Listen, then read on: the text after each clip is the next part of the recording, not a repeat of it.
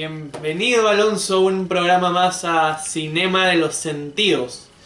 Muchas gracias, Alberto. Así es, efectivamente, volvemos con Cinema de los Sentidos. Hay algunas noticias, unas buenas y otras malas. La mala es que esta semana, intempestivamente, ha sido sacada de la dirección de Casa de la Literatura Milagros Saldarriaga, quien, como se sabe, en los últimos años ha venido haciendo una extraordinaria gestión. Su salida, como es el estilo en estos gobiernos recientes, es absolutamente intempestiva, inexplicable y sin ninguna justificación. Casa de la Literatura, como bien sabes, se ha convertido en un espacio importantísimo para la difusión y la promoción de la lectura y sobre todo para el conocimiento de la literatura peruana. Casa de la Literatura es una especie de museo vivo de la literatura en el Perú. Sus múltiples actividades indican que es un centro cultural vital para el centro de Lima, para el centro histórico de Lima, y es un centro cultural vital para un acto vital como es la lectura en el Perú. Entonces, a quien tenga la mano capaz de corregir este atropello, este sinsentido, ojalá lo corrija pronto. Ya lo hicieron con Lidia Jun, la directora de la Universidad Nacional de Música, que finalmente, gracias a la presión que hubo, fue repuesta en su lugar. Así que esperamos lo mismo, que Milagros Saldarriaga continúe al frente de Casa de la Literatura Peruana. Una serie de desinterés hacia la cultura y el arte tremendo por parte absolutamente, de los últimos gobiernos. No es la primera vez. No solo por la parte última, de este ¿no? gobierno, ¿eh? Es una cosa ya sistemática, pareciera. Es historia, es tradición. Sí, definitivamente. Bueno, no hay que olvidar que Ricardo Palma tuvo que tocar puerta en puerta en este país para poder reconstruir la Biblioteca Nacional porque a nadie le interesaba. ¿No? Así es. Esto ya es un tema histórico. ¿Alguna noticia más positiva, Alonso? Bueno, cuando llegue el momento de las recomendaciones, vamos a recomendar algunos libros nuevos que han salido. El libro sigue caminando, sigue con vida. Aunque fíjate que estamos ya en mayo y de la Feria Internacional del Libro de Lima no sabemos mucho aún, ¿verdad? Hay que recordar que el invitado era de México y decidió desistir de la participación. Lamentable, ¿no? Sin explicar motivos claros, ¿no? Muy lamentable porque, bueno, México es un país con una gran tradición literaria y estoy seguro que tenerlos como país invitado a una feria obviamente le da un realce, ¿no? Y hasta ahora no se sabe si habrá algún país que lo sustituya, en teoría debería haberlo, ¿no? La decisión ha sido básicamente política, ¿no? Sí. Pero que, en fin, es de lamentar que esto haya ocurrido. Pero no tenemos todavía noticias de qué va a pasar con la FIL y sería bueno que la Cámara del Libro ya empezara a informar, ¿no? No, sí, definitivamente. En noticias un poquito más positivas, luego del exitoso Festival al Este, que volvió a ser completamente presencial, donde se pudieron ver algunas películas muy interesantes, como la película checa Art Talent Show, que ganó el premio del festival, RMN, una película rumana que se llevó la mención honrosa, y la que personalmente a mí más me gustó, que fue Compartimiento número 6, una película finlandesa que sigue el tema del road movie, de la película tarjetera, muy interesante. Ahora comienza así, sin descanso, sin pausa, sin tiempo para ir por canchita casi, el Festival de Cine Francés, organizado en conjunto por la Embajada de Francia, con algunas salas alternativas y Cineplan además, que empezó el 4, va hasta el 11, y es una semana de cine enteramente francés. ¿Contemporáneo? Ajá. Que ofrece una cartelera muy interesante, se puede ver a través de la web del festival. Además, algunas entidades relacionadas como la Alianza Francesa, Cineplanet y el Ministerio de Cultura a través de la sala Robles Godoy están participando, y cada una con su propia programación de parte del festival. Así que para quienes quieran seguir viendo cine, no hay pierde en estos días, que de un festival a otro estamos. Nuevos directores supongo que hay ahí en esa cartelera, ¿no? Sí, sería interesante. Cosas nuevas que se están haciendo en la Francia contemporánea. Hay que recordar que Francia es el segundo o tercer país con mayor producción de cine al año. Es uno de los países más que mejor cine realiza. El cine se creó en Francia, o sea, es uno de los lugares más interesantes donde se puede ver cine. Algo muy interesante de Francia es que ellos ven el cine casi como una parte viva de su cultura. Ah, Porque este es como parte de algo muy interesado. No, no, si hablamos de la historia del cine, para es un programa entero, pero sí, claro, bueno, claro. O dos o tres. ahí está la opción del festival, ¿no? Para quienes lo tomen en cuenta. Dicho eso, quiero saber, eh, hablan, quién tenemos en el programa de hoy, quién es nuestro invitado especial. Hoy nos visita Federico León y León, un caso interesante de escritor que aparece en la escena literaria porque él es ingeniero de profesión, ingeniero industrial, pero según confesión propia, ha sido siempre ha estado muy cercano a la lectura. Sus intentos por escribir datan de muchos años atrás, ha asistido a talleres y fruto de todo este esfuerzo, pues es esta primera novela que tiene como título Lunes otra vez, que es un muy buen retrato de la parte final de la década de los 90. Es una novela de juventud que está narrada con una perspectiva sin duda nostálgica, pero que nos ofrece también un retrato de ese mundo social, ¿no? De esa juventud de clase media, media alta limeña. Hay muchas referencias a la música y a la cultura de esos años, de manera pues que resulta refrescante encontrar un texto que es fresco. Realmente es una narración que en su tramposa sencillez se deja leer bastante bien, personajes muy bien delineados, rápidamente identificables para quienes hemos sido jóvenes en los 90, ¿no? De manera pues que el lunes otra vez eh, es una invitación a la parte final de los 90. Justo ese tránsito hacia la vida con internet y hacia la vida tecnológica, ¿no? Que nos cambió para siempre. Sí. Federico León y León, lunes otra vez. Vamos a escuchar esta interesante conversación con Federico Y ya y su primera volvemos. novela y luego regresamos.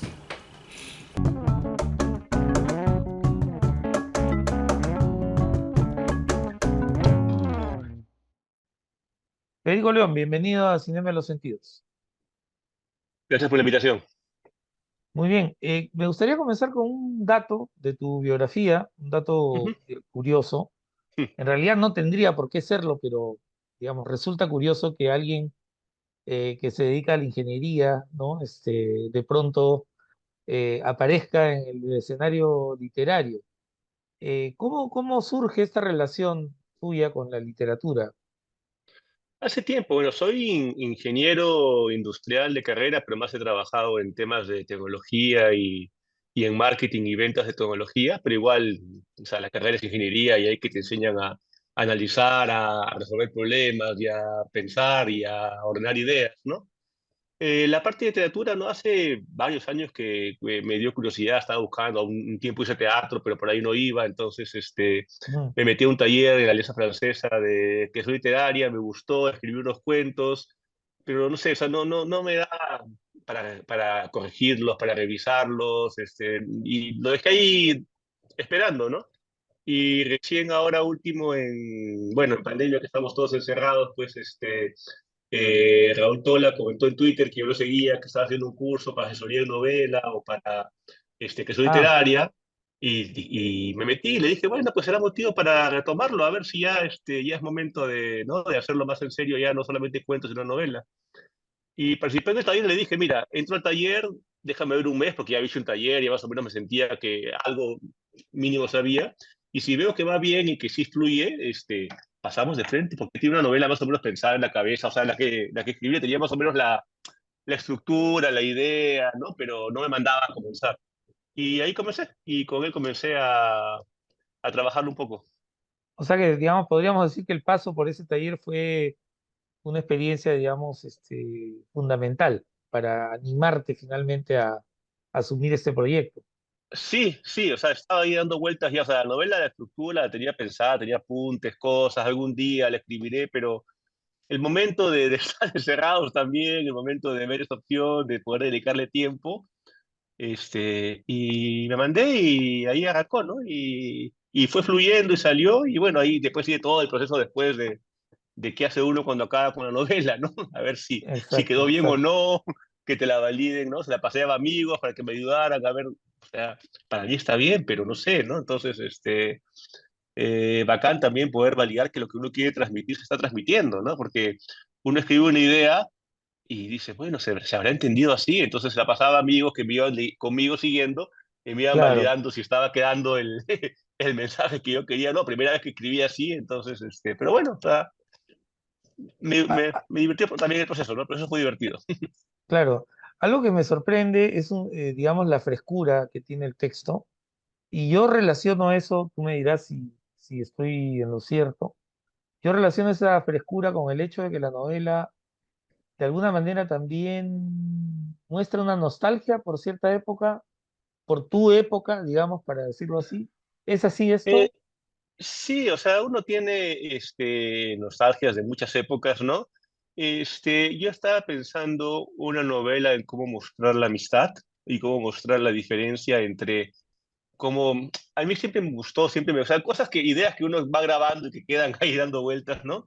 Me gustó esa tira de Mafalda que hay, que sale Mafalda y Susanita, en la cual se comienzan a insultar entre ellas, ¿cómo puedo ser tu amiga si tú eres tal cosa? ¿Y cómo puedo ser tu amiga si tú eres tal cosa? ¿Y cómo puedo ser tu amiga? Y al final dice, bueno, a tener que aguantar un extraño, prefiero no aguantarte a ti, ¿no? Entonces, un poco eso de ver como amigos, o sea, cómo explicar una amistad de gente que es diferente, pero por algún motivo, pues, deciden aguantarse y quererse y apoyarse y estar juntos, a pesar de las diferencias que quise ver ahí también en la manera como está escrita entre lo que piensa cada uno y lo que siente cada uno con lo que le cuenta a los demás de esto y con lo que los demás perciben o con los demás asumen que no saben del todo, ¿no? Y mostrar también ese Claro. contraste de la amistad, ¿no? Quizá uno cree que la amistad se basa en la semejanza, pero yo tiendo a creer más que se basa en la diferencia, justamente, ¿no? Alguna semejanza hay, pero hay más diferencias, creo, se complementan y es circunstancia de cómo pasan las cosas. Entonces, también por eso, porque muchas amistades surgen más también en esa época de comenzar la universidad y buscar camino y de aconsejarse y de ver qué hace el otro, a ver si también hago yo lo mismo, ¿no? Entonces, Exacto, exacto. de ahí salió esa época, ¿no? Y después también que era una época que quería marcar del cambio, ¿no? De que también era, tenía más material para hacerlo, para hablar sobre cómo estaba cambiando el ambiente que los rodeaba en esos momentos en pleno hecho de madura, que sí, como tú dices, o sea, eso me pasó a mí, ¿no? O sea, fui Claro, uno de los privilegiados que estuvo en la época en la cual las cosas comenzaron a crecer cuando yo comenzaba a crecer. Entonces, eso fue una buena oportunidad. claro. Por algún lado mencionaste que esto era pues un retrato de la vida sin internet, ¿no? Y sí, o sea, se siente claramente que la forma en que se También, vive en este mundo es completamente distinta a la de ahora, ¿no? sí, también, eso, o sea, es otro de los cambios justamente también para escoger ese momento en que era diferente la comunicación, la forma de avisarse, ¿no? O sea, lo más que había, no había WhatsApp, había esos mensajitos de texto que tenías que escribir tecla por tecla, para poder No, mandarlo, ¿no? O claro. sea, O los beeper, ¿no? Los beeper que eran sí, sí, insoportables, sí. Ajá. claro. Ahora, el título eh, me da la sensación, me deja la sensación de que, aparte de todo de toda la fascinación que hay con la amistad y con la vida de un grupo de jóvenes, pero el título me deja el sabor como de algo rutinario, ¿no? Es lunes otra vez. ¿Qué pasa con el lunes? ¿Cuál es el sentido que deberíamos, digamos, percibir cuando leemos el título? Un poco es porque pensaba en la canción de Sui Generis, ¿no? Sobre la ciudad, la gente que ves vive en soledad, están acompañados, pero un poco solos cada uno, ¿no? Un poco porque es como que agarrar una semana del tiempo de esos amigos, ¿no? Que podría ser Ajá, cualquier otra, pero ya. agarramos esta porque venía uno, ¿no? Pero es un poco la rutina, ¿no? O sea, o sea, y trato de mostrarlos en situaciones de rutina en la cual se da un chance y que naturalmente sí pueda tener sentido cómo se hablan de sí mismos. Es un momento como de reflexión, ¿no? O sea, uno mientras maneja, otro mientras está descansando, haciendo un geograma, ¿no? Entonces son momentos en los cuales sí cabe que puedan estar acordándose de todo, cuestionando, preguntando, ¿no? De lo que están haciendo. En todo caso, alude a otra cosa que veo en la narración, que es justamente el hecho de pretender captar la vida cotidiana, ¿no? El día a Sí, día también de estos sí, jóvenes, ajá, sí. ¿no? Ujú. y eso pues es muy interesante porque normalmente, normalmente no vemos eso, ¿no? Eso suele ser algo más o menos invisible, pero en el caso de tu novela resalta con mucha claridad, ¿no? La forma de Sí, vivir, el estilo de vivir, ¿no es cierto? Y eso, sin duda, también supongo que tiene un sello de clase, ¿no? sí, Un o sea, sello sí es social, digamos, ¿no? Claro, sí, como lo hemos hablado, o sea, es una experiencia que uno tiene, lo que más tiene cerca y es los amigos como uno era, pero salvo esos detalles que es el pueda tener de entorno clase de por lo que uno, están el haciendo entorno en el de uno, ¿no? entorno, podría haber estado Claro. en otro entorno, pero igual los valores de amistad se mantendrían, ¿no? Claro. Pero sí es un Otro, tema de darle, ¿cómo se llama? Valorizar la cotidianidad, ¿no? O sea, será cotidiano, pero las cosas pasan ahí, ¿no? En lo cotidiano. es importante, en lo cotidiano es donde se revela la vida, la tragedia, la muerte, Ujú, todo pasa ujú. por ahí, ¿no? De alguna manera. Eh, Otra cosa que está también muy expuesta en la novela es la música, ¿no? La cantidad de letras que se citan es espectacular. Yo, Eso ya es de uno, ¿no? Que yo soy mucho claro, de eso, de música y de acordarme las letras. Amigos me dicen, yo nunca escucho la letra. Un amigo que ha leído el primer capítulo me dice, yo no me acordaba que decir esa canción, o sea, se acordaban de la canción, pero nunca se había fijado en la letra, ¿no? claro. Sin embargo, colocar la letra ahí le añade sentido a todo lo que cuentas, ¿no? O sea, quiero decir, no has escogido al Sí, azar las letras, están ahí por alguna razón, ¿cierto? sí, o sea, para ese primer capítulo tenía que ser música porque estaba imaginándome el 98, ¿no? Que era como año referencia para todas las cosas que ponía, para que no salirme de cruce con cosas históricas o qué había, qué no había en ese año. No lo menciono nunca 98, pero es, o sea, es más o menos Claro, 98. exacto, Entonces busqué cuáles son las canciones top que subieron sonado en la radio en el 98, y de ahí iba viendo con la narrativa cuáles apoyaban mejor la narrativa de lo que estaba escuchando y pensando el personaje para que alimentaran la historia, ¿no? claro, claro, claro. Interesante eso también porque en muy pocos casos conozco yo pocas narraciones donde se aluda tanto a la música, ¿no? Es un componente importante, ciertamente. Y tiene que ver con la cultura de la época y nos da muchas señales, ¿no? Y para Yo te marcar la época mencionaba, también, ¿no? Ujú, claro, hay una carga emotiva también con las ujú, canciones, evidentemente, sí. ¿no?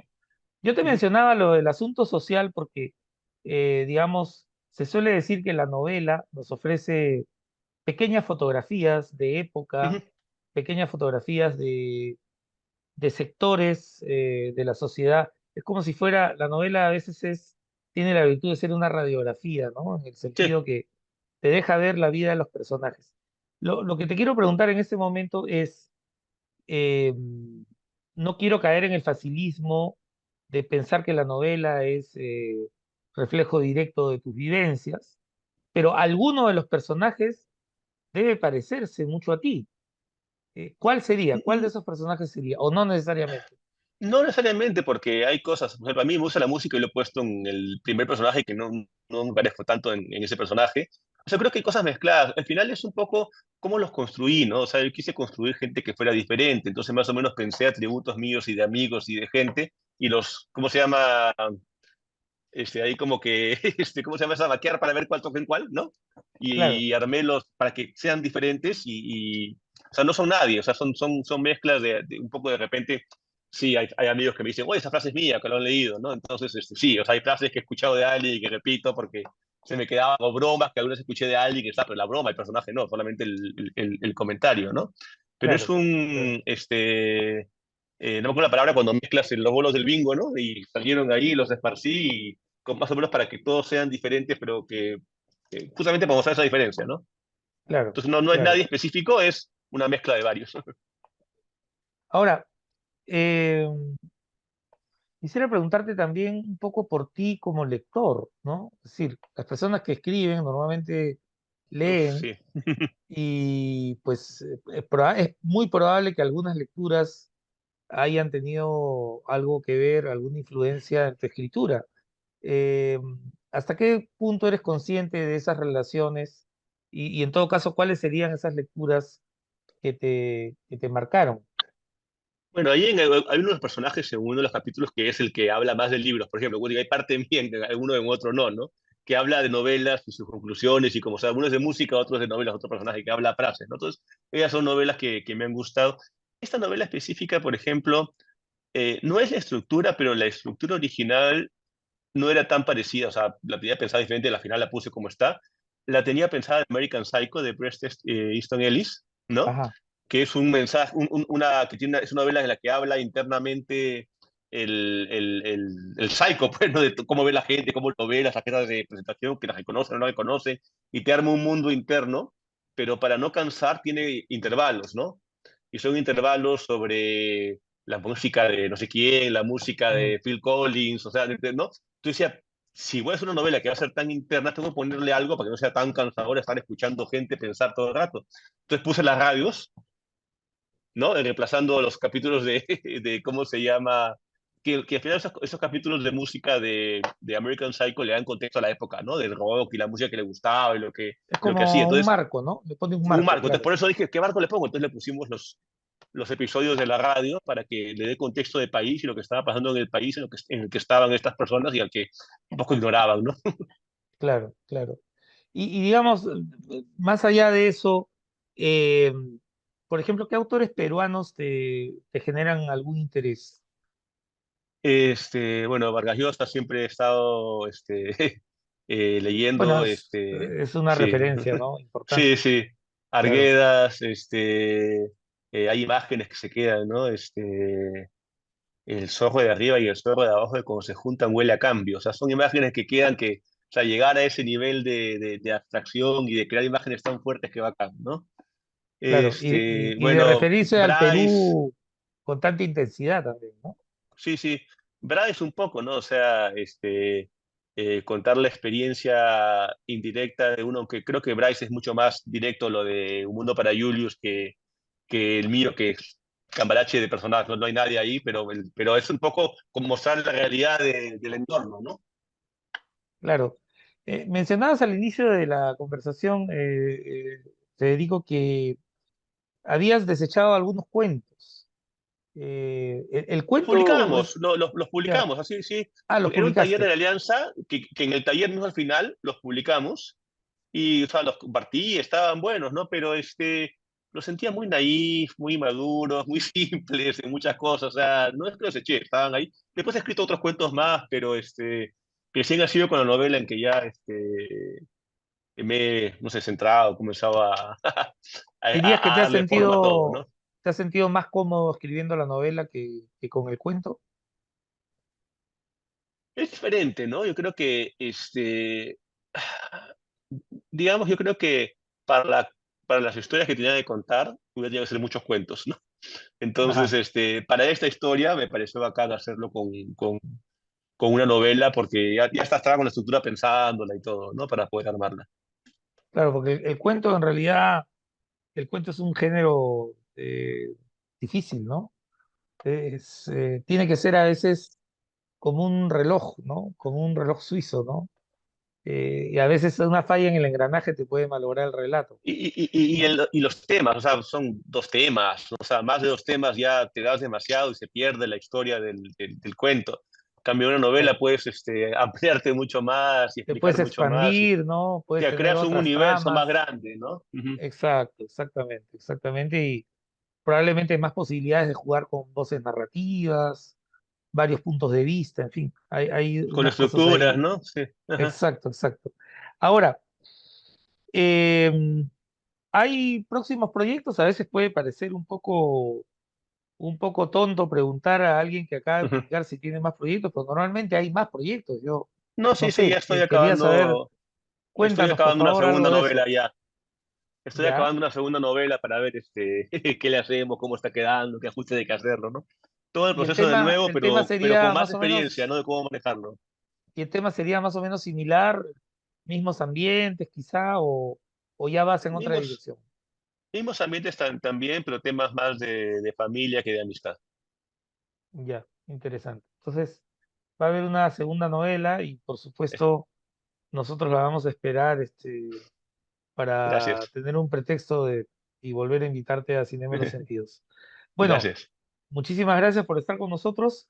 Ustedes, lectores, por favor, a correr, a buscar su ejemplar de lunes otra vez una novela interesante sobre jóvenes, llena de música, llena de vivencias y que nos va a instalar en ese periodo de finales de los 90 en el que la vida nos cambió para siempre, creo, ¿no?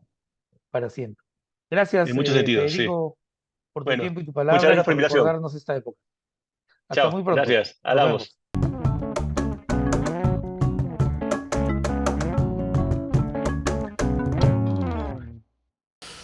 Muy bien, después de esta charla con Federico León, y por supuesto esperamos su próxima novela, ya nos amenazó con la publicación de su próximo proyecto, cosa que saludamos por supuesto. Evidentemente. Hay que crear y amar, eso es lo que hay que hacer en este país. Bueno, tú dirás recomendaciones. Yo creo que recomendaciones y algunas novedades muy interesantes, por lo que he visto en la mesa. Muy bien, Lucero de Vivanco, Agua, Cocodrilo Ediciones, una novelita breve, interesante. ¿Por qué? Porque explora, desde el punto de vista de una niña, explora el mundo familiar. Sus falsedades, sus contradicciones, su lado oscuro, su lado luminoso, la condición femenina, el abuso, en fin. Agua, de Lucero de Vivanco, creo que es una novelita que va a marcar época. Está llamada a marcar época, es muy interesante. Esperamos tenerla pronto, aquí, en una conversación, ¿no? Para hablar de Agua y por supuesto de literatura en general y de literatura escrita por mujeres. Y saludo la fina edición de Cocodrilo Ediciones que comanda Ana María Vida, ¿no? Una edición muy bonita. Maquinaciones Narrativas nos ha hecho llegar dos volúmenes, uno de su factotum, José Donaire, 7 mitos peruanos, un librito realmente encantador para que los niños o los jóvenes se puedan introducir en el mundo de los mitos andinos, ¿no? Siguiendo el ejemplo de otros grandes escritores que han hecho esto, Arguedas, Izquierdo Ríos, ¿no? Se preocuparon mucho por dejar por escrito el legado oral tan rico de la Amazonía y el mundo andino, ¿no? Es algo además es riquísimo. Creo que a veces uno no lo tiene tan presente para estar en el país donde nacen este tipo de cosas. Claro. Y este tipo de libros te acercan a una expresión cultural, Maravilloso. a una serie de relatos y leyendas Exacto. que, ¿por qué no decirlo? Están a la altura de otros grandes mitos, otras grandes culturas. Claro. Por ejemplo, aquí hay una versión de Incarri, ¿no? El texto se cierra con una versión del mito de Incarri. Están las iras de Huaraqui, el tiempo de Pachacamac, un peregrino llamado Bichama, las hazañas de Pariacaca, esta divinidad que aparece en Dioses y Hombres de Huarochirí, que tradujo Arguedas, el despertar de la Maru, en fin, 7 mitos peruanos, Maquinaciones Narrativas. Y Maquinaciones también nos ofrece El General y la Máquina de José Huich Rodríguez, destacado, activo, narrador peruano. Y esta es una novela interesante porque transcurre en el Velascato. Leí hace poco una entrevista que le hacen a Huich donde él menciona que en realidad él ha escrito esta novela para decir todo lo que tenía que decir sobre Velasco. De manera que es muy interesante porque es un periodo ciertamente polémico, ¿no es cierto?, que generó muchas adhesiones, muchos rechazos, pero que de alguna manera hizo ver que en el Perú habían cosas por transformarse. No, definitivamente. ¿No? Ahora, que se hicieron mal, que se hicieron bien, ya esa es otra discusión. Además, déjame decirte que es un periodo donde se ha vuelto mucho a poner el foco últimamente, ¿ah? Así es. Se regresa siempre como una especie de fantasma que está dando vueltas, ¿no? El Velascato. Pero creo que nos hizo ver el Perú de otra manera. A pesar de cualquier error y de cualquier otro fallo que haya ocurrido en este periodo, creo que es importante conocer esa historia de esa década, por lo menos, que va, esos años que van del 68 al 78, prácticamente es una década, porque luego viene, pues, como recordarán, la Asamblea Constituyente y ya empezamos a entrar nuevamente en un periodo democrático. Y voy a terminar esto, por supuesto, con un libro para niños. ¿Qué tal? Miren, Abraham Spack y Fabiola Anchorena son dos autores peruanos que viven fuera del Perú y a quienes vamos a tener muy pronto, también dicho sea paso aquí. Esta es una entrega de la editorial Polifonía, que es quizá diría yo la principal editorial de libros para niños. No quiero desmerecer el trabajo de otras editoriales, pero creo que Polifonía pone un celo y un cuidado especial en la calidad de las ediciones. Vengan desde el formato. Es maravilloso. Me quedé encerrada en el Maravilloso. museo, ¿no? Es una historia fascinante de unos niños que se visitan un museo y se quedan allí. Recordarán la película Una noche en el museo, quizás, a partir de esto. Pero es interesantísimo porque nos lleva a hacer un viaje por la evolución animal. Aquí aparecen grandes personajes como el mamut, distintas especies de dinosaurios, animales varios. Una aventura divertidísima y que seguramente a los más chiquitos les va a encantar, de manera que, de paso, que esto es también la forma en que se introduce la lectura a los niños. Sí, definitivamente. ¿No? Fascinándolos con historias atractivas, diseñadas con gracia, con elegancia. Este es el caso. Los niños son un público aparte, propio, y debe tener una literatura propia. Primero los niños, señor. Sí. Después el resto. Muy bien. Creo que con esto llegamos al final. Falta un par de O falta un par de recomendaciones en el cine. Por Tenemos una en cartelera y otra en streaming. Vamos a ir. Empecemos por la de streaming. El Padre, de Anthony Hopkins. El Padre, una película protagonizada Está en Netflix. por Anthony Hopkins, exactamente. Es una película de Netflix. Es una película muy interesante donde Hopkins, que es decir, palabras mayores en la actuación, Es un actor pues extraordinario, ¿no?